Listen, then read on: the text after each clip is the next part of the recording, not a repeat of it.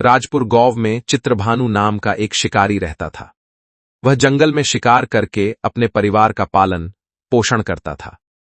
एक बार गांव में उस पर एक देव साहूकार का भारी कर्ज हो गया। समय पर कर्ज न चुका पाने के कारण देव साहूकार ने उसे एक अपने शिव मठ में बंदी बना दिया। संयोग से जिस दिन चित्रभानु बंदी बना, वही पावन दिन था महाशिवरात्रि का। मठ में चित्रभानु शिव श्रद्धालुओं से शिवरात्रि व्रत की कथा सुनी। कथा सुनते सुनते उसके मन में अनजाना सा परिवर्तन होने लगा। शाम को साहूकार ने उसे बुलाया और कर्ज चुकाने की चेतावनी देकर छोड़ दिया। डर से चित्रभानु भूखा प्यासा जंगल की ओर निकल पड़ा। रात गहराने लगी। वह एक पेड़ पर चढ़ गया ताकि सुरक्षित रह सके।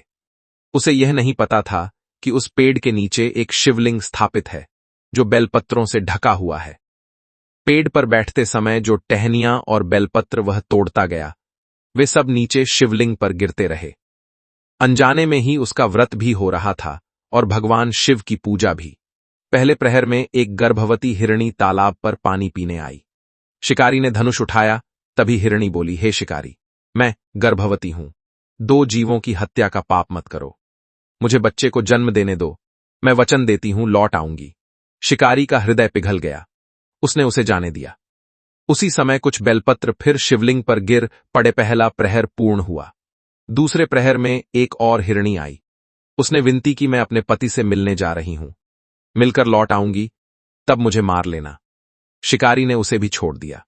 फिर बेलपत्र शिवलिंग पर गिरे। दूसरा प्रहर भी संपन्न हुआ। अंतिम प्रहर में वही हिरणियां अपने पति के साथ लौट आईं। उनके सत्य और वचनबद्धता को देखकर शिकारी का हृदय पूरी तरह बदल गया।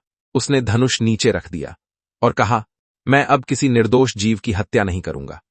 तभी भगवान शिव प्रकट हुए। उन्होंने कहा, हे चित्रभानु, तुमने अनजाने में ही उपवास रखा, बेलपत्र चढ़ाए और दया का भाव दिखाया। तुम्हारा हृदय परिवर्तन ही सच्ची पूजा है। भगवान शिव के आशीर्वाद से शिकारी के सभी पाप नष्ट हो गए और उसे मोक्ष की प्राप्ति हुई।